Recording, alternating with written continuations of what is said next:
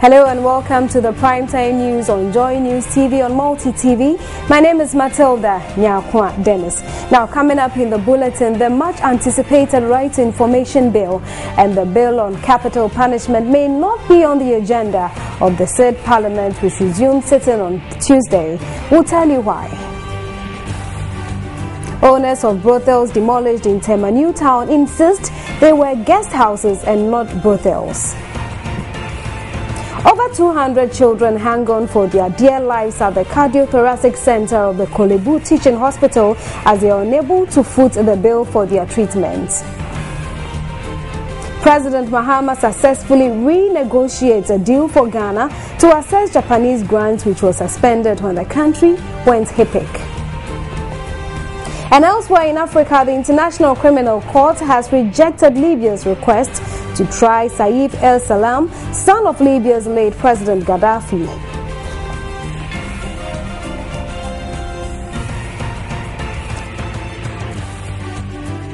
Yes.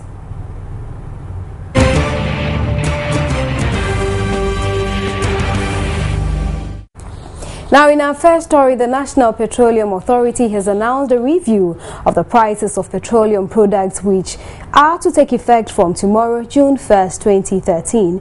A statement from the NPA said with the marginal reduction of international petroleum products prices since the last price adjustment on February 17, 2013, the new adjustment completely removed the subsidies on petrol, diesel and LPG, which remain after the last price adjustment without any significant increase in pump prices. Now, the prices are as follows.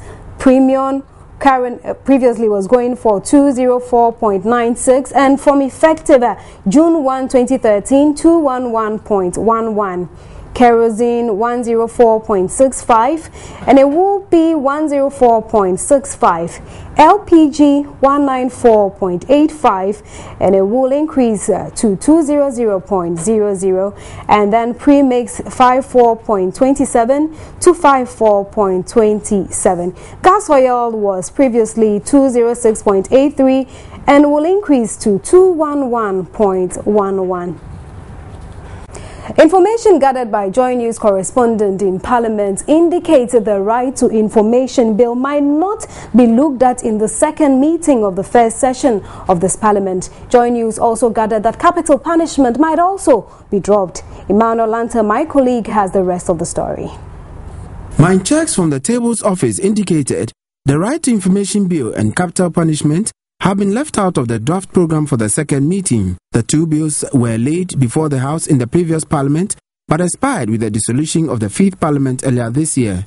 Per the Constitution, the bill must be relayed before the 6th Parliament at the Table's office. Joy News investigations also revealed the two bills are yet to be brought to the House from the Attorney General's office.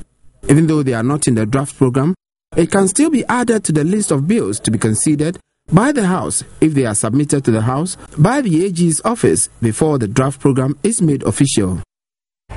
Meanwhile, some members of Parliament have called for stringent measures to ensure that tobacco laws are strictly adhered to. According to the MPs, the youth are at a greater risk as a result of the indiscriminate flouting of public smoking laws at public places. The parliamentarians advocated for strict enforcement of the laws instead of paying lip service when it's time to mark a World No Tobacco Day. Made on World Tobacco Day on the floor of Parliament generated many contributions from members who expressed worry about the disrespect shown to the laws governing public smoking. MP for Chimamponua Isaac Esiama cited smoking in nightclubs as a major concern that should be resolved as soon as possible. The operations of nightclubs in this country, I will soon conclude and I'll come with a report to this House. The Speaker, if we want to go to our nightclubs in this country, the Speaker, it's an eyesore. These are supposed to be public places. My worry is about the young men and women who are exposed to these dangers. I'm speaking passionately because as a ranking of youth and sports, my major challenge is to ensure that young people in this country live in comfort and live in decency. And that is why as a young man, occasionally, I need to visit all these places and get to know how people are suffering. He also called on the House to focus on the main solution to the problem rather than making statements. Instead of just condemning this act, should look at the causes of smoking. And that's very fundamental. Why would people smoke? Why do they smoke? What is the motivation? Is it about the environment? Is it about other factors, socioeconomic factors, that they want to derive their happiness in smoking? And these are germane issues that we need to interrogate further, rather than condemning this act.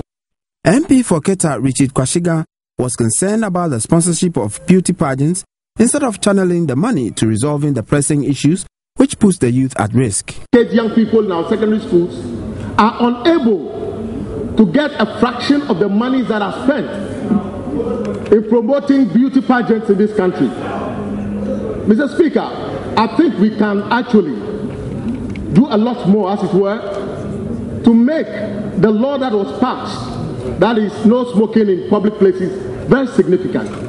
That is by conscientizing some of the organizations that support NGOs to focus on supporting NGOs that are working towards the minimization of the use of narcotic drugs and especially the use of cigarettes. Isaac Esiama suggested to the Speaker to get first-hand experience on matters to inform the transaction of business in the House. And I'll urge the Speaker, take a minute or take some hours, Friday, Saturday, the Speaker, and visit some of these places so that you yourself will be well informed of the dangers our children are exposed to. Honorable member, provided I will run the risk of the paparazzi hounding down on me. The House was adjourned till Tuesday, June 4, where the Minister of Roads and Highways is expected to appear before the House to answer questions on the road projects in some of the constituencies. Since 1987, May 31st every year is commemorated as World No Tobacco Day, a day set aside by the World Health Organization and its collaborating partners to highlight the health risks associated with tobacco use and to advocate for effective policies to reduce tobacco consumption globally. Tobacco use is the single most preventable cause of death globally and is currently responsible for killing 1 in 10 adults worldwide. It is estimated that over 6 million people die yearly from tobacco use, and over 90% of these tobacco-related deaths occur in developing countries, especially sub-Saharan Africa. The ultimate goal of World No Tobacco Day is to contribute to protect present and future generations, not only from these devastating health consequences, but also against the social, environmental and economic scourges of tobacco use and exposure to tobacco smoke. Ghana's effort in tobacco control over the years has yielded positive results, but much is still to be done. Through administrative directives, Ghana has long banned tobacco advertising, forcing the tobacco industry to use other cunning ways to advertise their products. In many countries, point of sale retail setting has become increasingly important for the tobacco industry. Some tobacco companies offer free samples of their products, other gifts such as key strings, T-shirts, hats, cigarettes and lighters, redeemable coupons or discounted products to young people, whether smokers or not. They also use entertainment products like movies because they have enormous reach and influence population culture. Sponsorship is a common form of promotion by which tobacco companies provide financial or other support for events, activities for individuals or groups, usually in exchange for publicity. Sometimes companies sponsor educational facilities.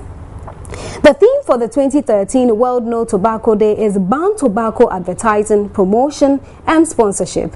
As we commemorate the 2013 World No Tobacco Day, the Ministry of Health says everyone should take action to free themselves from the manipulation of the tobacco industry and to check all influences through tobacco advertising, promotion and sponsorship. Now, in other news, the Asantehene Otumfuo Osei Tutu has cautioned the chiefs around Newmont Ahafo mines entertaining illegal mining activities in their area to halt those damaging activities. Otumfuo Osei Tutu emphasized that the activities of illegal miners, especially the foreigners, has become a major headache for the nation, and if not tackled, will jeopardize the fortunes of future generations. The Asantehene was speaking at a town hall meeting with management and staff of Newmont Ahafo mines at Kenyasi in the Bono Ahafo region. Otumfuo Osei Tutu spoke on a wide range of issues, including the attitude of the Ghanaian towards work and adherence to safety precautions at the work site. He warned that his office will not forgive any chief under his authority found condoning illegal miners. The Asantehene encouraged the chiefs of the Ahafo area not to allow the Galamsey menace to affect the operations of Newmont. In terms of Galamsey, we know it's a national issue, but I don't think we should allow that to come to this place. So, Nanano, you are here, and I'm saying that we don't have to allow that to come to this place. So, no matter what, no matter who has whatever money, no matter what, you don't have to allow this to come. So, it's happening in Obuasi. So, within their concession, and they're going under the ground, and people are there holding guns, threatening the miners. So, and they are illegal miners, threatening them. So if we started well, we should continue and we should end up well. The chairperson of the board of directors of Newmont, Dr. Joyce Aye, bemoaned the activities of foreign illegal miners, which she says is destroying the country's water bodies. She therefore appealed to Otumfuo to continue using his office to wage war against illegal mining. Foreigners using equipment, leaving holes in the ground, causing serious environmental problems. Otumfuo, all our rivers are under siege. From Brim through Pra to Ofin to Akobra, all of them are under siege. And we cannot continue to look on unconcerned. And this is where we crave your leadership. On his part, the Vice President of Newmont Africa Region, Dave Schumer, commended Otumfuo for taking keen interest in Newmont's operations in Ahafo. He stressed Newmont Ghana's commitment to continually collaborate with the chiefs of Ahafo in the development of their host communities. Nesta Kafi Ajoma's report for Joy News. Meanwhile, the national coordinator of NADMO says Galamsey operations are major causes of flooding in the country. Now, according to him, halting those activities will go a long way to solving the flooding occurrences in the rainy season. He was speaking to the media at the final stakeholders meeting on the pandemic preparedness in Ghana, in Accra. Kofi Potofi said the Galamsey activities at the mining communities in Ghana is the major contributor to flooding, especially in communities around the Volta Lake. The Galamsey people in many parts of our country, the danger they pose to us, I have been saying that we must stop them and stop them effectively. If you go up north to the Solar Bole area, towards the border of Cote d'Ivoire, the kind of mining activities that are starting there, if we're not careful and we don't stop them and they divert the course of the Black Volta, Buit Dam will dry up. Because of the diversions, we used to have flooding. If we stop them, we will not have flooding again. He also blamed those who encroach and build on waterways for also causing flooding. Realizing that people who build on the water courses are a danger. They are a major cause of death because of the diversion of the water channels. Kofi Potofi, however, assured that Ghana is ready for the rainy season. For flood disasters, we have prepared as much as we could.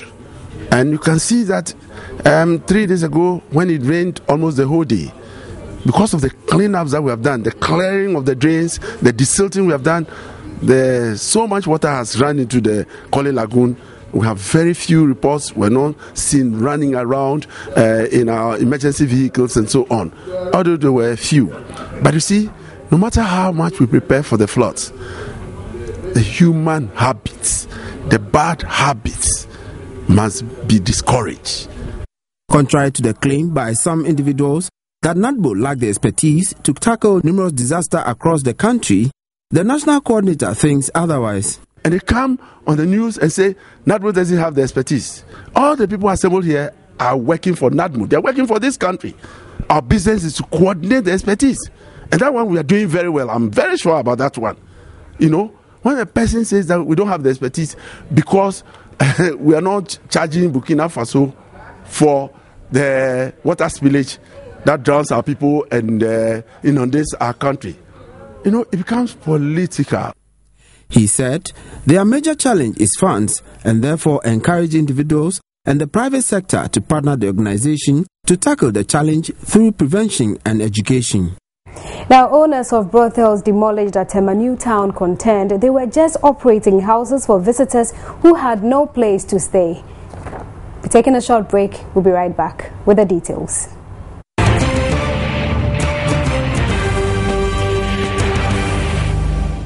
Thanks for staying with Joy News at 8. Now, over 200 children battling with a congenital heart disease, often referred to as hole in heart, are hanging on for dear life at the National Cardiothoracic Center since they cannot afford to pay their surgeries.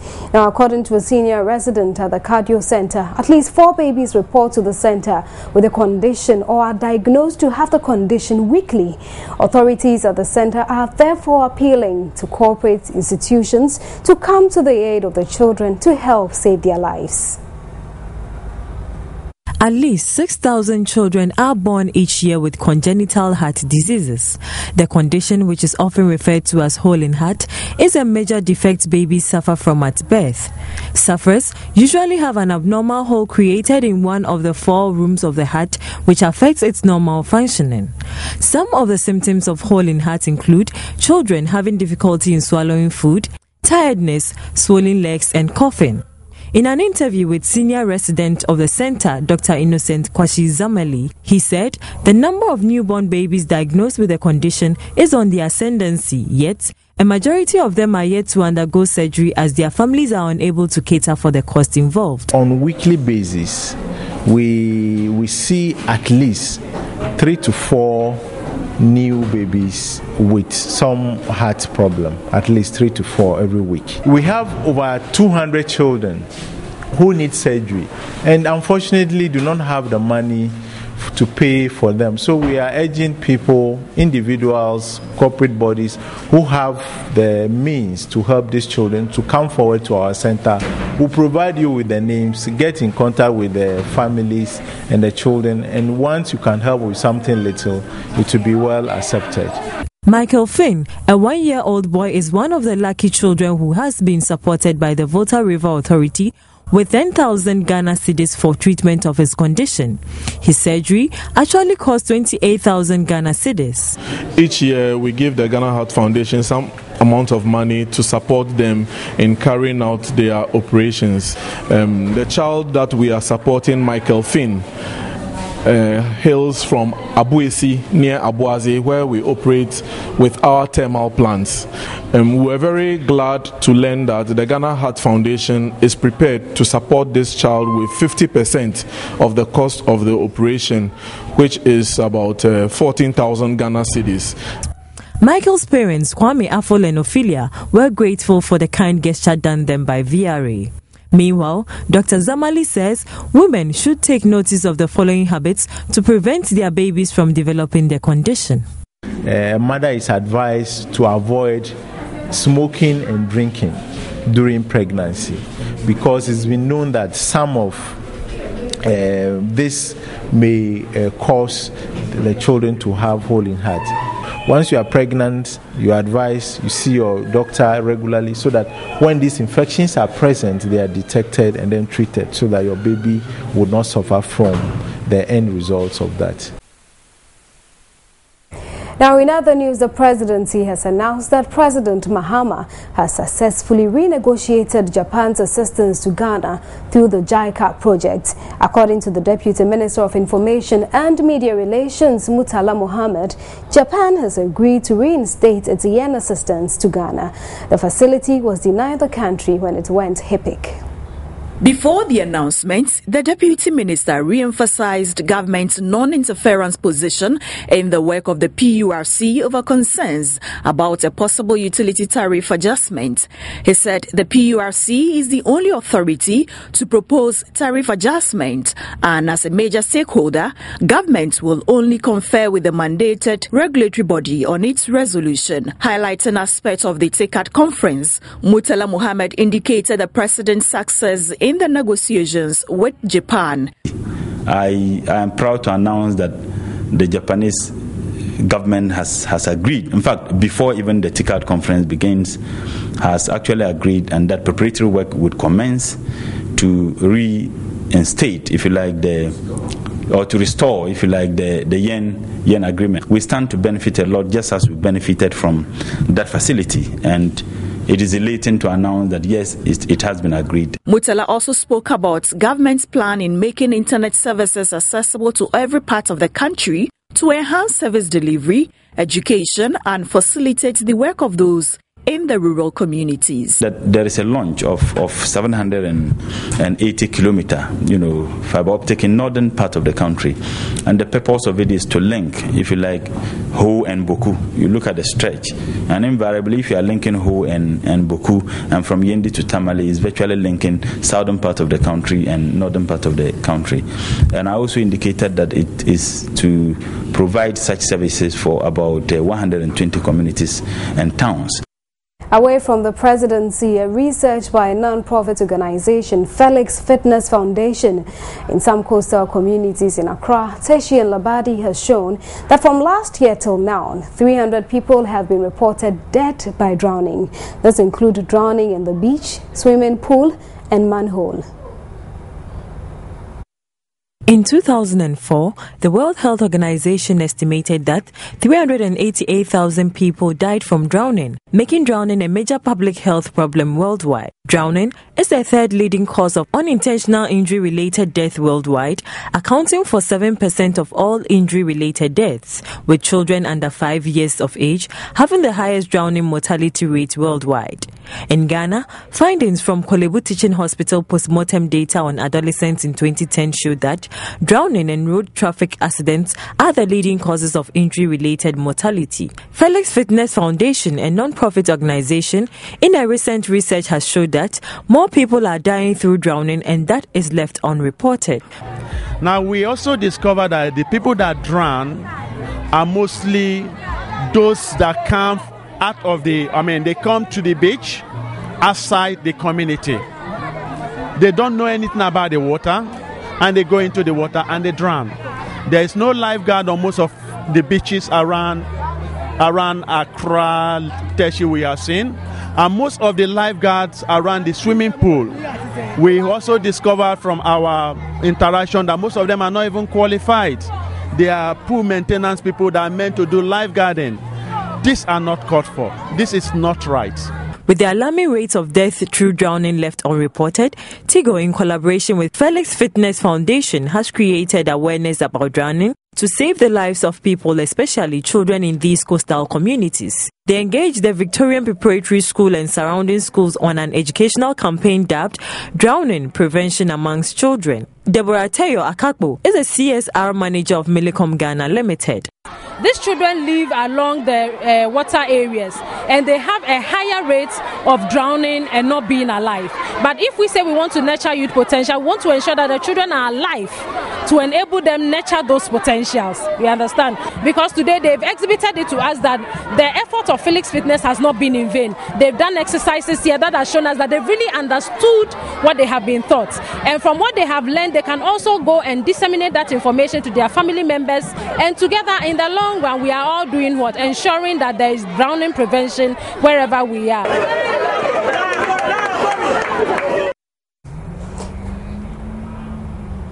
Meanwhile, school children left at the mercy of the sun to observe their studies in ravaged classrooms in the Yendi municipality are calling on government to release funds to the appropriate authorities to repair their damaged classroom blocks. Last weekend, the roofs of 7 classroom blocks were completely ripped off in a rainstorm disaster that hit the area, bringing the total number of ravaged schools in the area to 13, in 3 series of rainstorms in the last 3 months. 4 other people were struck to death by lightning and thunder in Gundugu, with 1 other person electrocuted by faulty electrical cables destroyed in the rainstorm. The school children made the appeal when the district chief executive, Issa Zakaria, led a team of the Yendi Municipal Assembly to the schools and to find ways of assisting them. We've seen the damage that is caused by the rainstorm.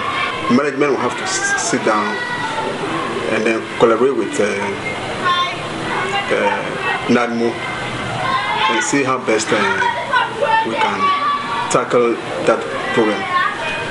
I've been talking to the victims to exercise restraint. Why we as management sit down to look into our coffers and see how best we can come up primarily to assist them.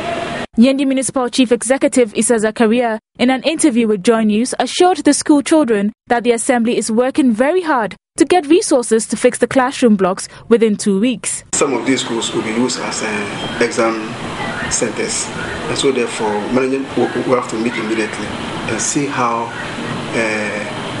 those schools can be put into good shape. Because if we don't do that, then it means that the children are going to be denied of classes. So therefore there is an urgent need for the rehabilitation of the damaged schools.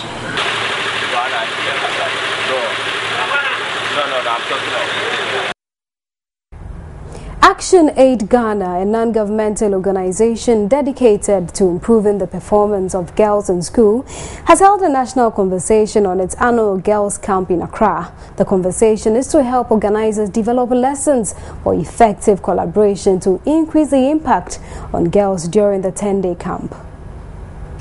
Having run the camp for some time now, Action Aid, together with some other NGOs like Plant Ghana and Comfort, who also run similar camps, engaged in the conversation to share experiences and challenges. According to the country director for Action Aid Ghana, Adwa Kwatin Kluviche, the conversation will help them come up with new mechanisms for the training of girls during their annual 10-day girls camp. What we are doing is we are giving the girls not just the knowledge, but that value of wanting to do well in education, wanting to aspire, and feeling that they are capable of taking up any job. I don't know if you were here, but we had what we used to call rural education volunteers, who was a rural education volunteer for Action Aid in 2001. She's now a teacher, but she said if she had known that she could have done a technical job like construction, and that option had been open to her, she would have considered it. A representative from the Ghana Education Service in a speech said the GES acknowledges Action Aid's support, noting that they are aware of the reality of purpose of building healthy relationships, teamwork, and foster national integration. Some beneficiaries of the girls' camp activities shared their experiences. In my school, I don't know how to read well. When I went to Accra Girls, they taught us how to read and minimal. So when I returned, I know how to read and So when I went to the camp, I asked, how will you manage to become a nurse? And the nurse that came and talked to us how she managed to become a nurse, and also said I'll follow her footsteps, how she disciplined herself and she focused on her book. And today she's a nurse working, and I also do likewise and become a nurse in my future. The Action Aid Girls Camp is aimed at providing the opportunity for girls from deprived communities in Ghana to develop self-confidence and also shape their focus in life. We bring you business in a moment.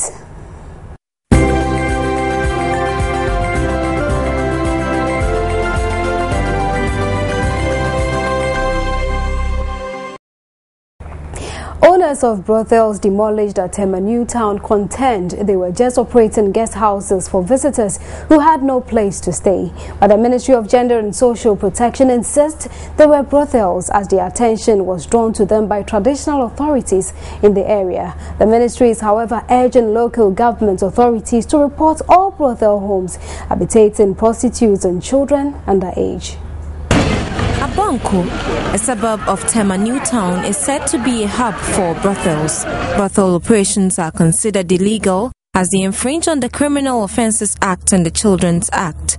3 days ago, 2 of the brothels in this part of Tema were demolished by the police following a directive by the Gender, Children and Social Protection Minister.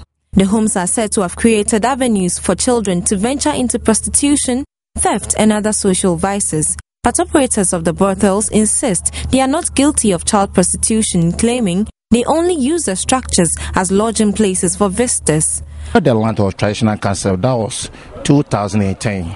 They sold the land for rice. That was the old currencies is 350 million. They give it the receipt. He went to TDC. He wanted to TDC to give us the permit. He went to the permit, receive the permit.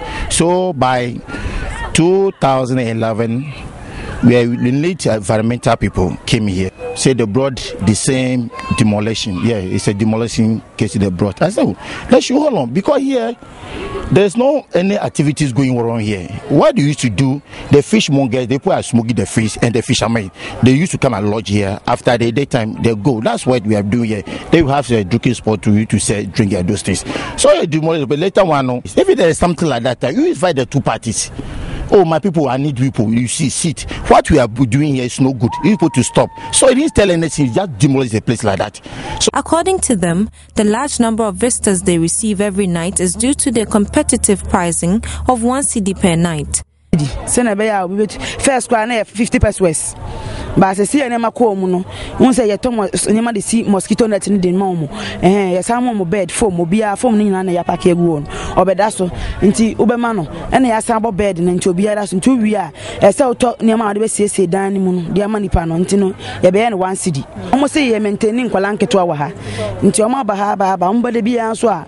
Almost warning them, the much rum. Almost down with the beach and some moonshine, Colabia near. Nonetheless, residents are glad the 2 brothels are no more. And to me, I'm very happy about that, because later in the evening, there are other boys which are also hand robbers. They know the maids who have money will come, but after the whole thing, if you get out, then they also attack you. Sometimes in the afternoon, the way they dress, you can see they are totally naked.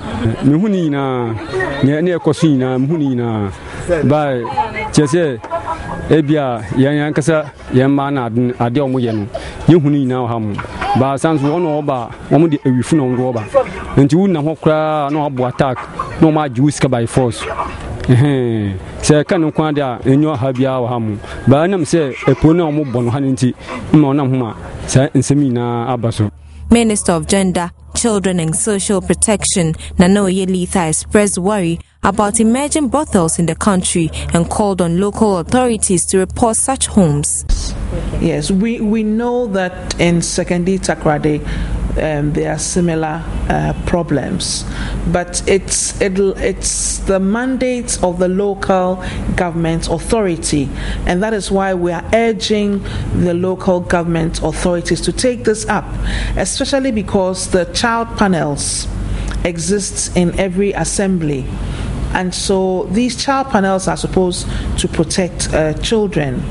And so the local government, the assemblies, the metropolitan and municipal assembly, that is their responsibility. That's their primary responsibility. And as and when we discover, we will work with the local government authorities and the police service to ensure that the brothels are demolished. She mentioned plans are in place to support women and children in their Bonko community. That area too, we have a lot of women into fish processing. They dry fish and they export to other parts of the country and even to other countries in West Africa. And what we're doing is we're engaging with, for instance, the Ministry of Fisheries to help them to get subsidized wire mesh because they use the wire mesh to smoke. They use the choco smoker and they use the wire mesh.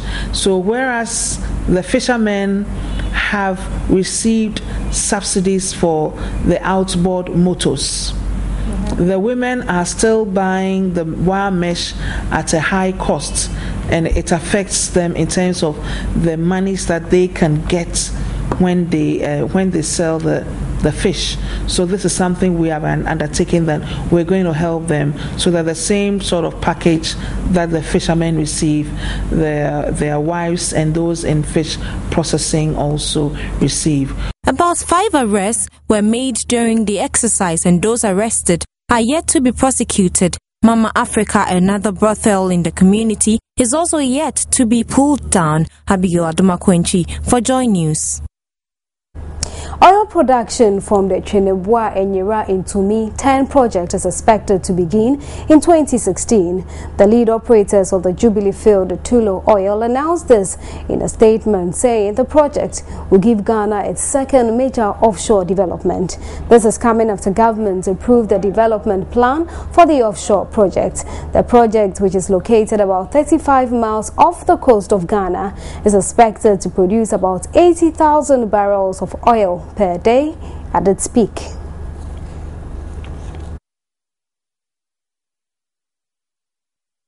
Ghana says Sam Jonah has been named as board member of the newly launched state-owned Togo Invest Corporation. Jonah is one of the 7 board members, including Nigeria's business magnate Alhaji Aliko Dangote and South Africa's Tulani Gabasi, tasked with the responsibility of supervising the affairs of Togo Invest Corporation, launched by President Faure Gnassingbé. The company is fully state-owned with a capital of 20 billion francs. A statement released after the launch said Togo Invest is responsible for securing public-private partnerships to build a railway line, a viable road network and a mineral quarry, as well as other infrastructure with a view to speedily promoting economic and social development along the corridor. A power station and an inbuilt large band telecommunications network will also form part of the setup. It is about time Togo leveraged the strategic geographical location. The potential is there. The corridor will make it happen, the president was reported to have said during the opening ceremony.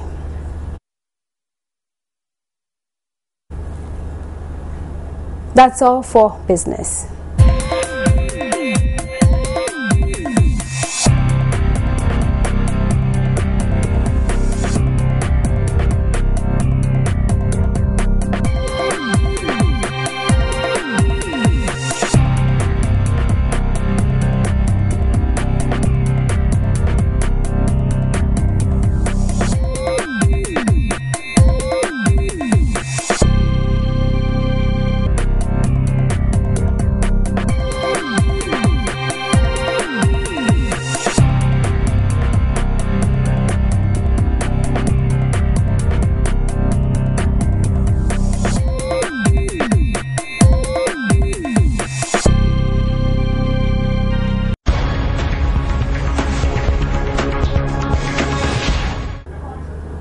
Zimbabwe's highest court has ruled that presidential and parliamentary elections must be held by July 31.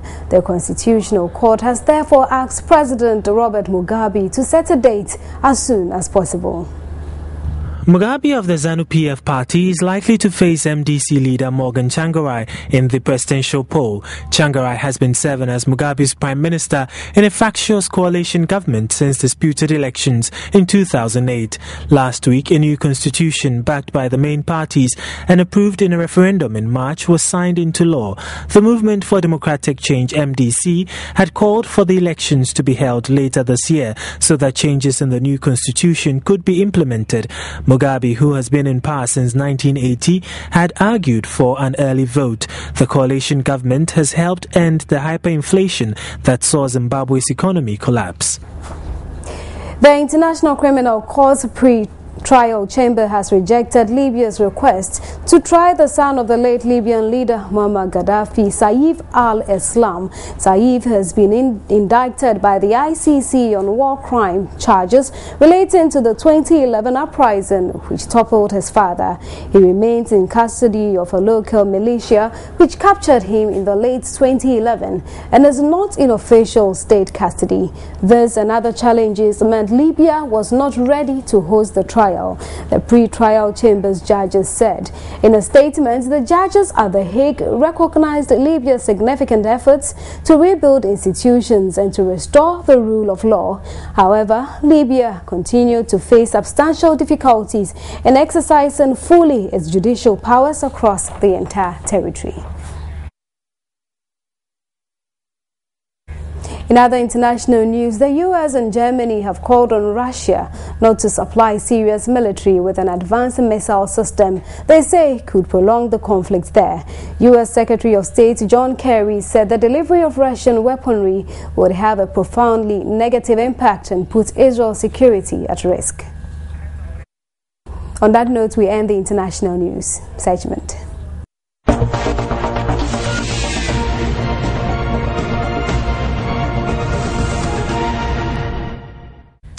Time for the very latest in the world of sports. My name is George Adder Jr. Let's talk some soccer now. And head coach Kwesi Appiah would have to rethink his preparation plan after FIFA permitted a switch of venue for the World Cup qualifier against Sudan. The match was originally scheduled to be played at the Khartoum Stadium on Friday, 7 June 2013, but would now be honored at the Al Merreikh Stadium in Omdurman. FIFA has informed the Ghana Football Association that the venue for next week's World Cup qualifier between Sudan and Ghana has been changed. The match was originally scheduled to be played at the Khartoum Stadium on Friday, June 7, 2013, but the world governing body has now told the GFA that the match will now be played at the Al Merreikh Stadium in Omdurman on the same day. The Sudanese FA explained that the floodlights at the Khartoum Stadium has developed a fault which resulted in the decision to change the venue. This decision to switch the venue means that the match will now be played on a grass pitch. The match at the Khartoum Stadium would have been played on an artificial turf, which resulted in Ghana choosing to train on similar turf in the camping base in Addis Ababa. Ghana's coach Kwesi Appiah has quickly switched his training plans by securing the national stadium in Addis Ababa to enable the Black Stars train on grass. Alright, let's switch to sport and let's do some cycling now. We talk about the National Cowbell Cycling Tour, and 7 riders have been debarred from the competition because of poor performance. 1 from the River Park in Kumasi, 3 from Volta Stars, Ho, and 3 from Gutten, Accra. Tomorrow the 100-kilometer race will take place in the Tamale metropolis. We can also talk about what to look ahead in terms of the MTN FA Cup semi-finals. Accra Hartsville will play Medium FC and Kumasi Asante Kotoko will play Amidais Professionals. Remember, that is the Ubia game, and anybody could definitely win over there. The name is George Addy Jr. Thanks so much for watching. She'll join us with Showbiz.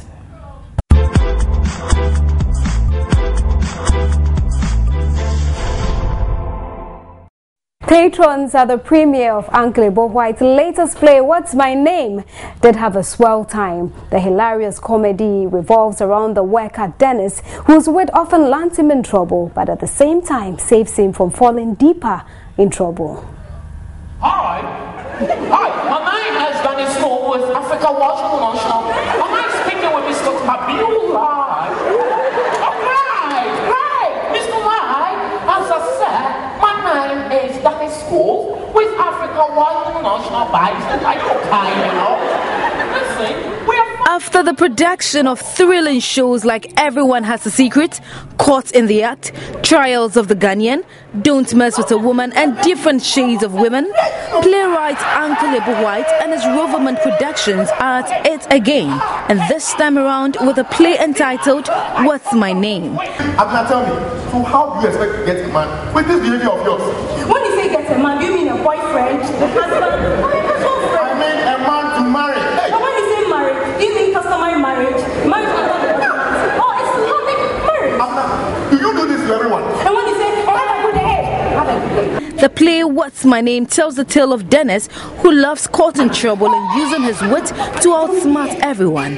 He is convinced he is the smartest person alive and however describes himself as a python that only bites in defense. Hey, will you stop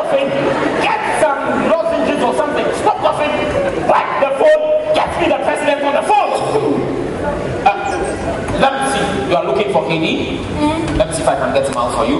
And who should I say is looking for him? Jane. Jane. And if I say Jane, you will know who? If he does. The irresistible Dennis with his sneaky ways could not have anyone pin him down, since he always provides evidence of his colleagues' dubious ways. The play, according to Dennis, brought out the confidence in him. Uncle Ebo White's process is one of the best. You know, he takes you not just into performing the role, but he takes you on a soul-searching walk. And so you really get there, you know, and then he brings you to where you saw me perform at tonight. And so to fully be able to be Dennis, I needed to let go of some of my inhibitions. And it took working with a very good director to get there. Joy News spoke with some patrons. This has been very educative. It was very, it comes with everything that's happening in Ghana, you know. It happens in the offices, it happens even in churches certain times, and it's very, very educative. I'm glad I came. There have been others that can compete with this one in terms of intrigue and content. Yeah, but every one of Ebo White's plays is different. No, you can always trust Uncle Ebo with his plays. Today was just mind-blowing. I think he's done it again, and I would just encourage everybody to come watch, come Saturday and the days that it will be running. The play, according to Uncle Ebo, would be repeated this weekend and next weekend.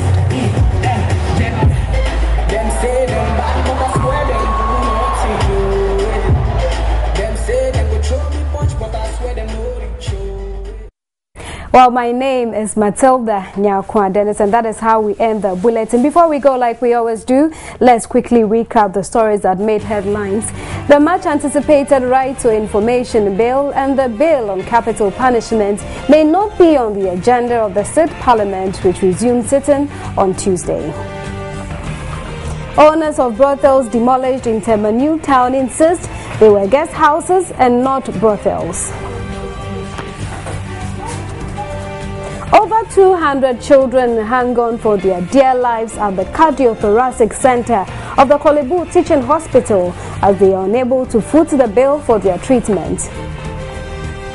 President Mahama successfully renegotiates a deal for Ghana to assess Japanese grants, which was suspended when the country went HIPIC. And elsewhere in Africa, the International Criminal Court has rejected Libya's request to try Saif as-Islam, son of Libya's late President Gaddafi.